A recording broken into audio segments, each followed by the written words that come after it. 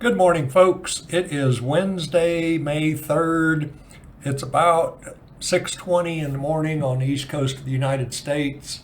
We're going to do a market overview in this video. Let's jump right into the charts.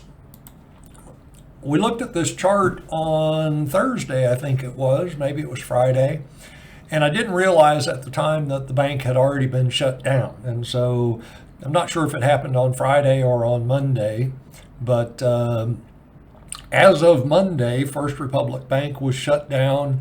The good assets were sold to JP Morgan, and I assume that they were sold at fire sale prices. You know, the bank had collapsed. And so anyway, I'm sure that JPM got a good price on the good assets. And then the FDIC took over the bad assets, which of course means that you and I as taxpayers, we bought all of those assets. I mean, they're sitting on the FDIC books, but ultimately the taxpayer bought the bad assets out of First Republic Bank, and JPM got the good stuff. And so, anyway,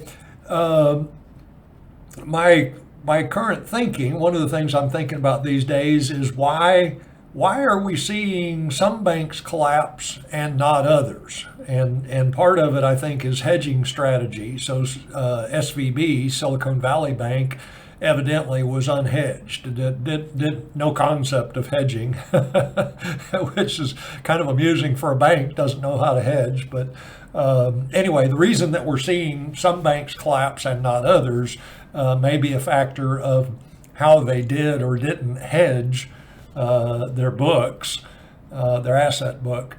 But there are other factors going on. There's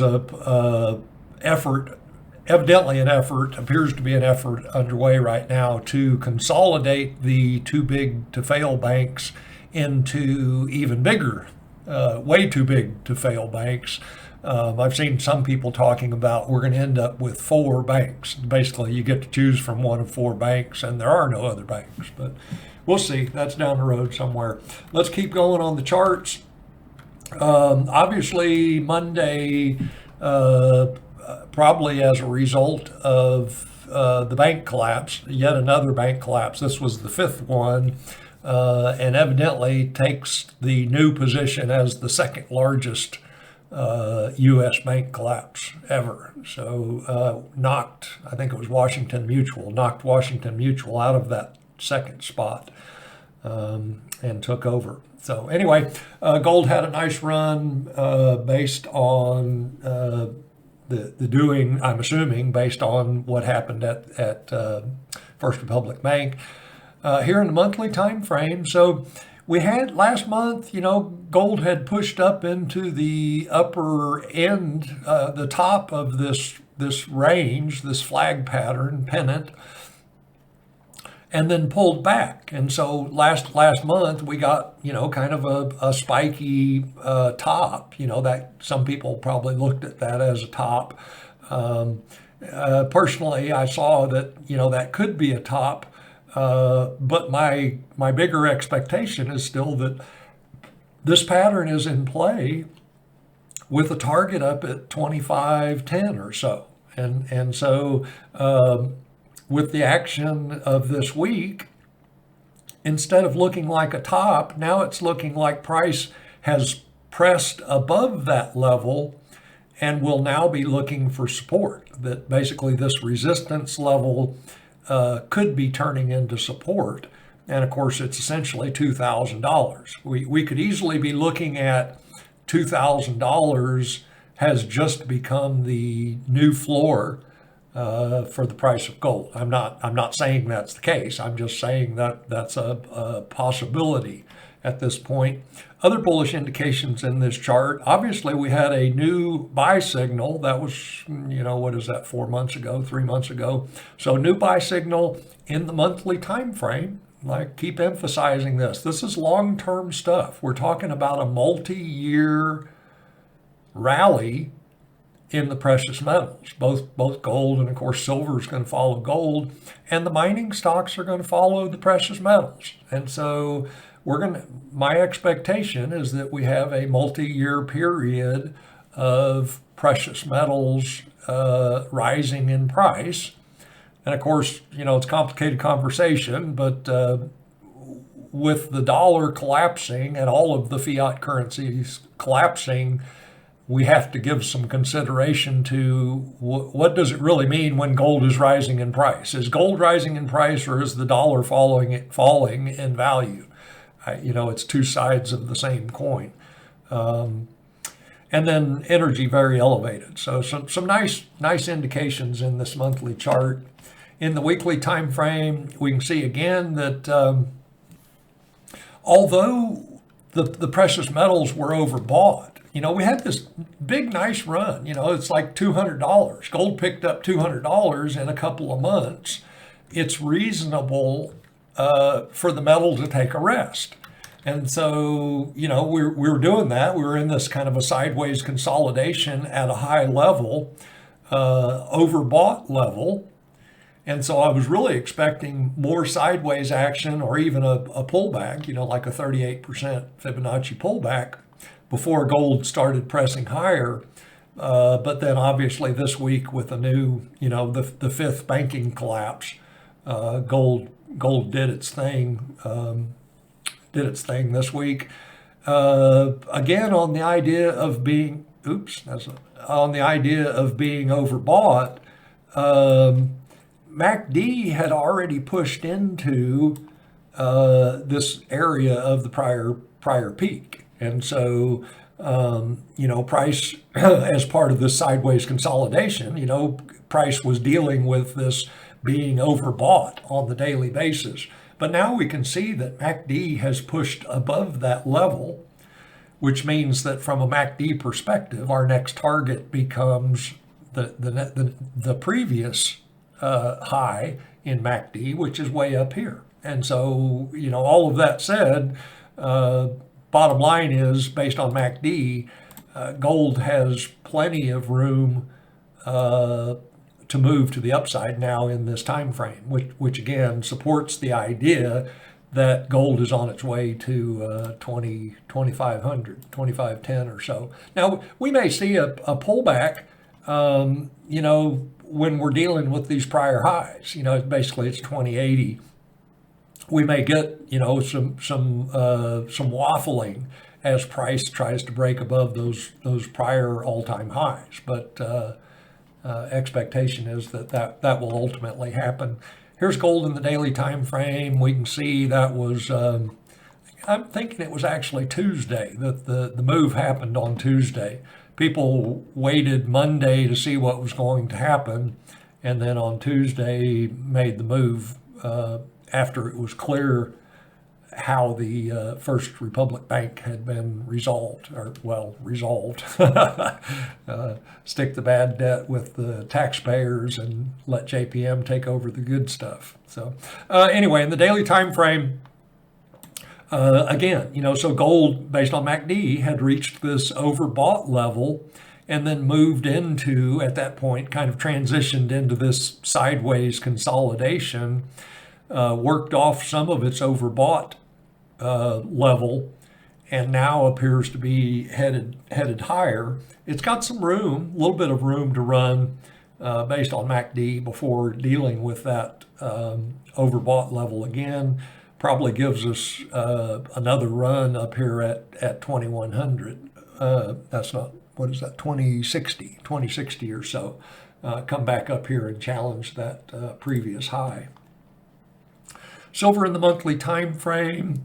So similar to gold, we were doing a kind of a high consolidation.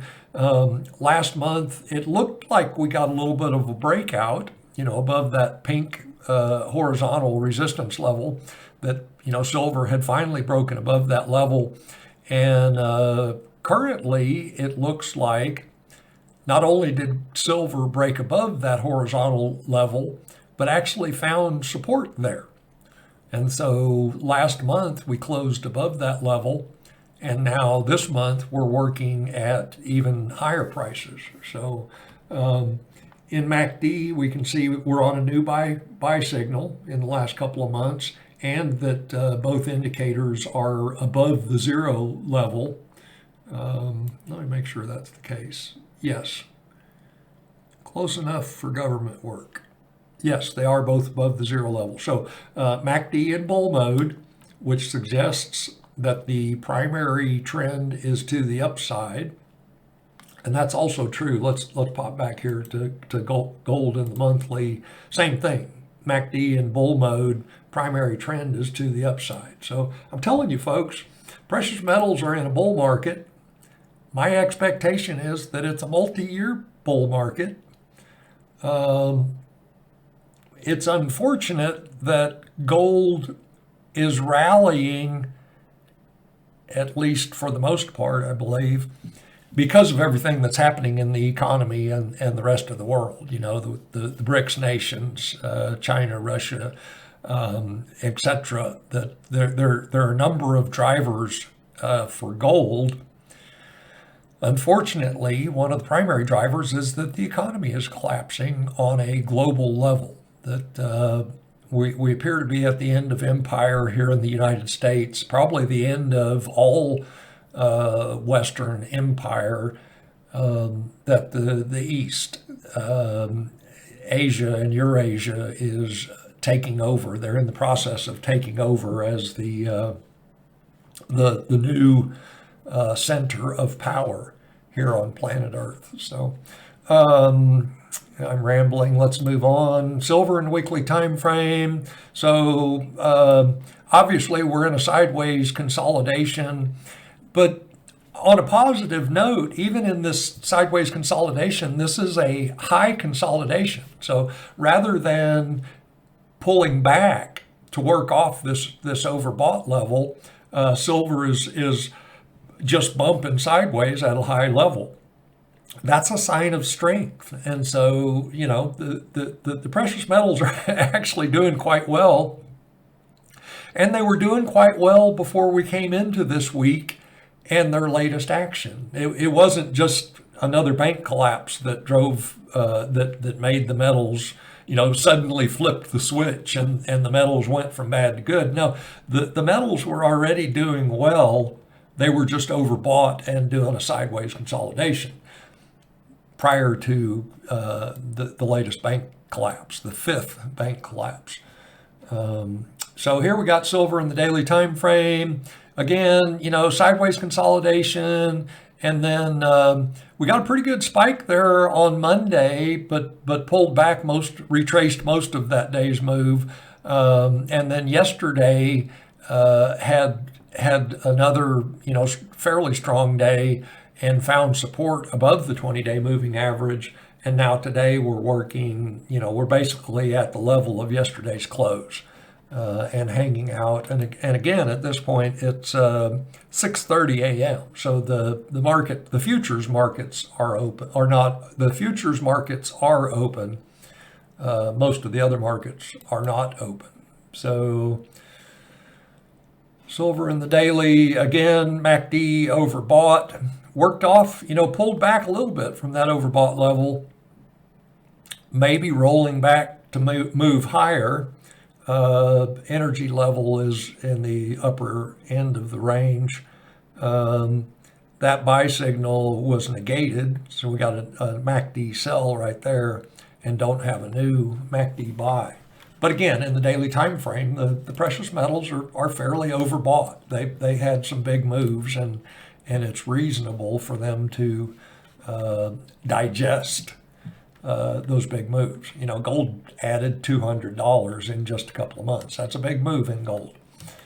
So the mining stocks. So precious metals are rallying unless the world is totally broken. The mining stocks are going to follow the metals higher. I mean, that's the way the markets have been working for decades. So it would be unreasonable to expect that they will work any differently this time. And so we can see here in the monthly time frame, GDXJ, and of course, this is my proxy for the whole mining stock sector. I understand that's not the greatest strategy. There's a lot of different categories of mining stocks that don't fit into the junior category. You know, we've got dividend payers, we've got streamers and royalty companies, emerging producers. And so anyway, I understand that I'm limiting myself by using this as my proxy, but albeit that's what I'm doing. So we had this long-term downtrend, you know, here in this pink channel, but in the last couple of months, we've pushed up into the top of that channel, and now it appears that we have decisively broken out of that channel, that downtrend is no longer in play, and we found support at the bottom of this upward sloping channel and are moving higher from that support level. So some good action long-term in the mining stocks, new buy signal here in MACD, both indicators still below zero, so bear mode, suggesting that the primary trend in the mining stocks remains to the downside at this point, but we are on a new buy signal several months ago. Stochastics, or energy, this is my measurement of energy, just above the halfway mid-level. In the weekly time frame, we can see that the mining stocks, you know, they're playing with this. You know, this is not a significant resistance level, but it did act as resistance back here. Price, you know, broke through that level, fell back below it. Appears that as of yesterday, we're pushing up into that level as resistance. And so we'll see what the stocks do today. Wouldn't be surprising to see a push up above that level. We'll look at the daily chart here in a sec. New buy signal, MACD in bull mode, primary trend is upwards, energy is elevated. So looking pretty good in the weekly time frame of GDXJ. I was just noticing there, and I'll just point this out, if you're into technical analysis, this is one of the things that I watch. We want to pay attention to volume and its correspondence or lack of correspondence to price action. And so what I just noticed is that during this last rally, volume was dropping. And that's actually not what we want to see happen in a bullish movement. We want to see volume rise as price rises. And so this is less than bullish, having volume drop during that rally. So we really want to see volume come in. I suspect there's a lot of hesitancy on the mining stocks. I think some people who perhaps would have invested in mining stocks in the past, they've just gone straight to physical. Everything I've heard on the physical market is that availability is tight. There are pockets of availability. Some dealers had large supplies of silver. When we came into the banking collapses that started a few weeks ago, some of the precious metals dealers had large supplies of silver on hand, and so they've been able to deal with the recent demand. So anyway, if you're shopping for metal, it's out there. You're gonna pay. Premiums are elevated, obviously, because demand is up. But anyway, I suspect there is some hesitancy to invest in mining stocks at this point, just given everything that's going on in the financial markets. So, although the equity markets are looking pretty good, we're headed to those charts here in a minute. Dollar monthly time frame, basically just bumping sideways. It had become overbought and is pulling back from that level. Still overbought. Energy is low.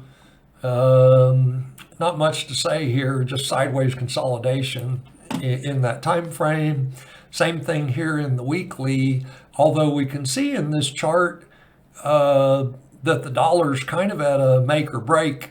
It needs to either find support and head back higher, or it's going, or likely going to lose this support level, which takes us down to, excuse me, this next level as potential support at what's that, 99 and change. So anyway, that's the dollar in a weekly time frame, basically sideways, but needs to do something. Daily time frame, again, sideways, got overhead resistance, support, potential support below, just bumping sideways in that range. Looks like we're on a buy signal in MACD, but MACD is in bear mode.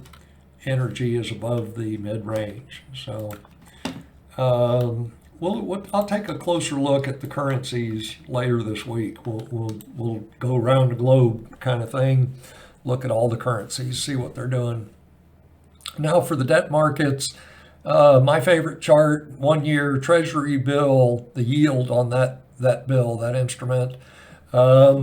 Sideways action, but sideways with a lot of volatility. I mean, you know, look at the spikes on the top and bottom of that big bar. Already a big bar, and then got these big wicks. So anyway, that was a tremendously volatile month. I suspect that was when the banking collapses started. Very overbought based on MACD. Energy remains elevated. And so currently sideways consolidation, but if interest rates want to head higher, they've got the energy to do so. And of course, this is one of my biases. I try to remain very aware of my biases, because biases can bite you. And be expensive as an investor and trader. Your biases can cost you money, which is why it's important to remain aware of them. And so my bias when it comes to the debt markets is that I'm expecting higher interest rates. I believe we are in a multi-year period of elevated and rising interest rates, multi-year. And so whenever I hear somebody say Fed pivot, or, you know, the Fed is done, we're going to get one more and done, all that kind of talk, I just, you know, it's in one ear and out the other. That's not my expectation. I believe multiple years of rising interest rates. They have to, folks. All of the Western economies are running multi-trillion dollar deficits in their budgets every year. You know, and money doesn't grow on trees, regardless of what many people seem to think on this planet. Money does not grow on trees. And so the only way you can fund any deficit, much less multi-trillion dollar deficits year after year, is by selling sovereign debt instruments. And so the central banks are forced to keep selling sovereign debt instruments, only the buyers have stopped buying. Well, what do you do as a seller? What do you do when buyers stop buying? You have to make your product more attractive. Well, how do you make a debt instrument attractive? You raise the yield on it. You raise the interest rates. And so anyway, in my opinion, the central banks have no choice but to continue raising interest rates. It's their whole business model. If they can't sell their product, which is debt or debt-based fiat currency, however you want to look at it, two sides of the same coin, to keep selling their product, they have to keep raising interest rates. And so anyway, long-winded explanation of that's why I have my bias towards higher interest rates. What we're currently seeing here in the 10-year sideways consolidation, although you can see there that we did just get, that's a new buy signal. So we just got a new buy signal. No, I'm sorry, that's a sell signal. That's the 10-week moving average dropping below the 40-week. So excuse me, that's a new sell signal in the 10-year. I'm not suggesting that that you act on that as a sell signal, but it is a sell signal. Here in the 30-year, again, sideways consolidation. My expectation is headed higher. Mortgage rates, 30-year fixed, going to cost you 7.1% if you have good credit, and you're buying a property that passes all the inspections, meets FHA requirements, isn't a condo. Because if you're unaware, I always assume that my audience for these videos, a financially sophisticated audience. You understand that the interest rate you're going to pay on a mortgage, it depends on, are you buying a single family house, you buying a condo, what's your credit rating, what's your debt levels, etc. Any number of factors that go into the interest rate that you actually pay. But 30-year fixed on a single family with good credit is going to cost you 7.1, which means that all of those other factors are going to cost you more. So condo is going to cost you at least a quarter point, maybe half point. So now you're at 7.6% on your interest rate. Anyway, real estate's in a world of hurt, in my opinion. Bitcoin. So Bitcoin got a big bump. This move back here, this is when the banks started collapsing. So got a big move in Bitcoin. I assume some of the other crypto vehicles as well, although I haven't looked. Truly don't care. And then moved into a sideways consolidation. Interesting to note that this week, so we got the fifth bank collapse, and gold reacted, silver reacted, Bitcoin didn't. And so for whatever reason, Bitcoin is not responding to this latest banking collapse. So now we're in the equity markets. And, if we were looking at these in a vacuum, didn't know what was going on in the rest of the financial world, we'd think, it's like, hey, they're starting to shape up, look a little bit bullish in these equity markets. S&P 500 here in the daily time frame, we can see that price has pushed up above this horizontal support resistance level, playing around in that zone, but potentially is finding support above that level. Yesterday closed at the 20-day moving average and the top of that potential support level. We'll see what the equities want to do today. Based on MACD, we're up here in overbought territory, but got some room to run to the upside. If equities want to make a run higher, they certainly could. MACD's in bull mode.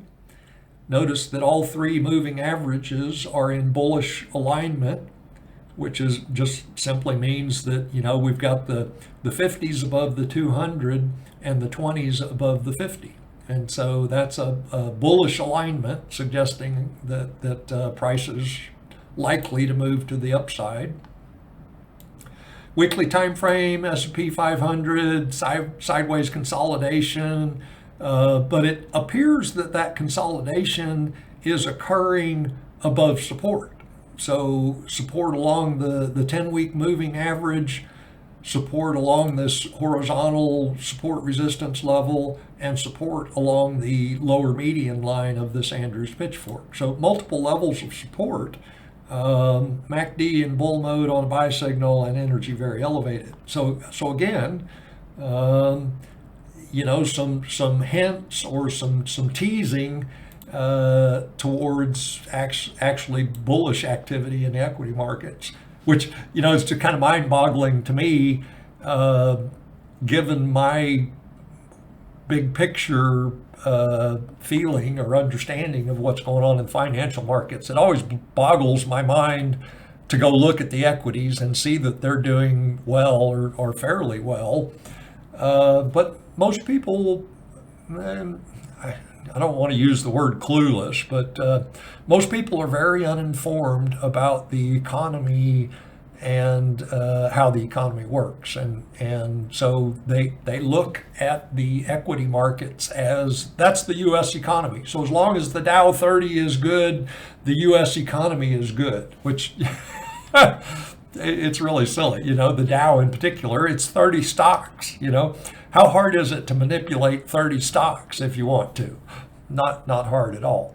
And in particular, when they're name brand stocks that you can get the momos chasing quite easily with the controlled media. So, a few headlines here, a few headlines there, and the momos chasing the name stocks and running the Dow up. But anyway, let's keep rolling. S&P 500 monthly time frame. Again, it's pull back, drop into bear territory, found support down here, moved higher, and essentially looks like it's trying to move higher still, and obviously not in bear territory anymore. Here's the Dow in the daily time frame, and actually the Dow of the three major equity markets, the Dow is looking least bullish.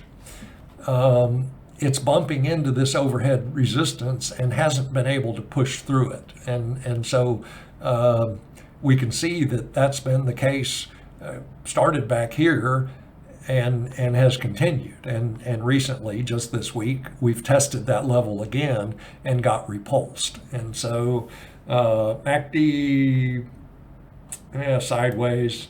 Looks like it's on a sell signal, but in bull mode. Stochastics energy is about mid-range. So that's Dow in the daily. Doesn't really look that bullish, but doesn't look bearish either. Doesn't look like it's rolling over particularly.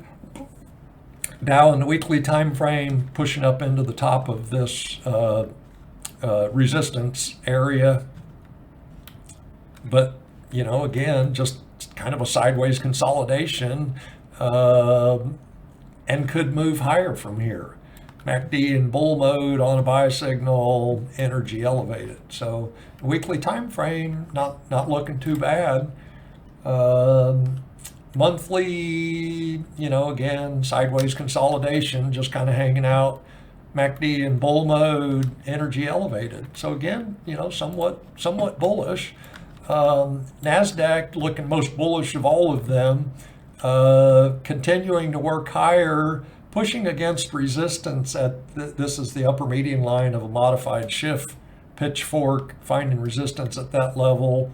It's occurred back here, it's back here.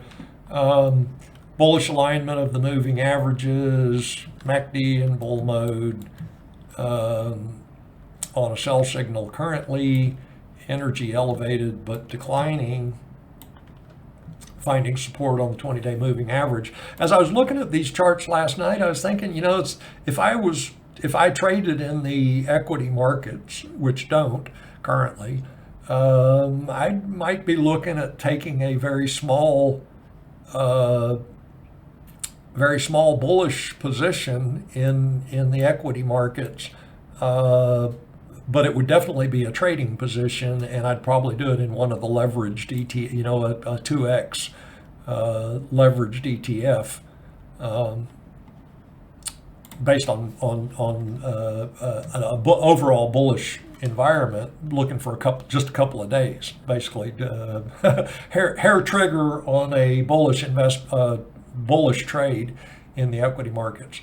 NASDAQ in the weekly, again, moving higher, steadily higher. So, as SP and the Dow, it looks more like a sideways bumping in this time frame, but the NASDAQ steadily moving higher, pushing into resistance currently. Two levels of resistance from forks. We've got a shift, a downward sloping shift fork, and then an upward sloping Andrews fork, and price is pushing into resistance at both of those levels.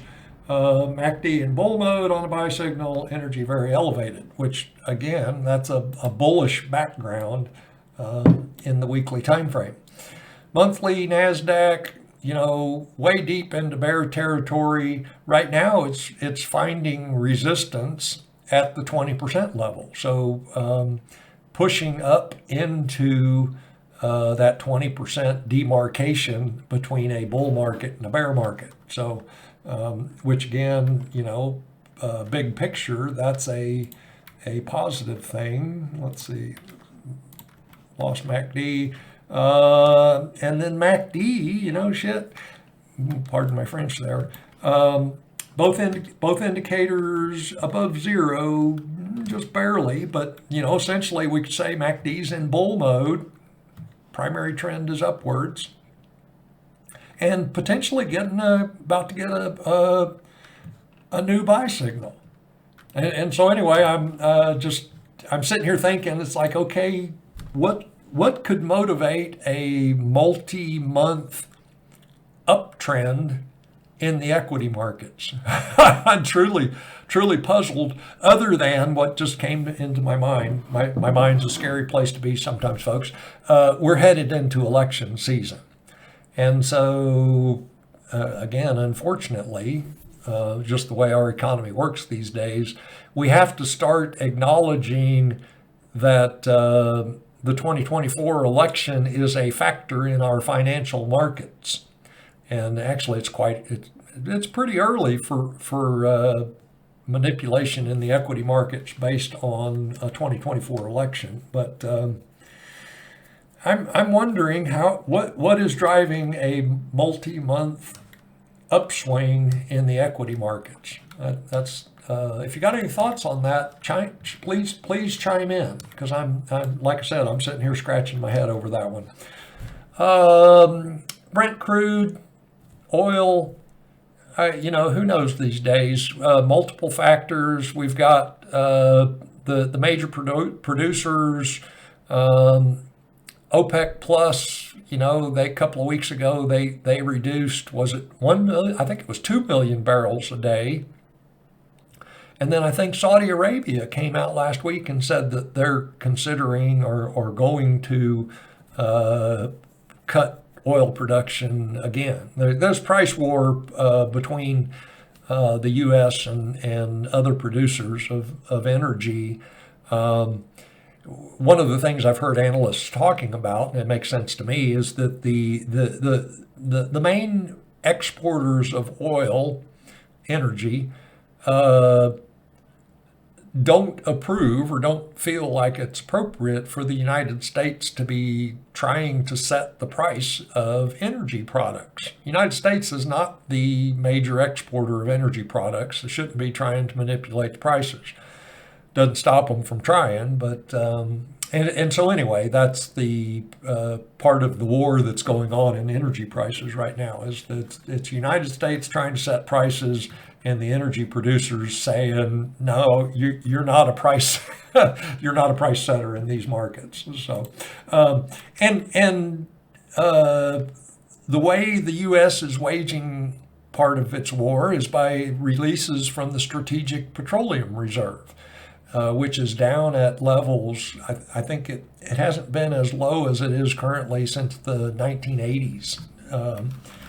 So, you know, is that appropriate? As an American citizen, I don't think what they're doing with the SPR is appropriate, but they didn't ask me. So anyway, that's all I got for this video. Again, if you got any thoughts on a potential multi-month rally in the equity markets, please chime in with what the drivers for that rally might be. And I will talk to you soon, folks.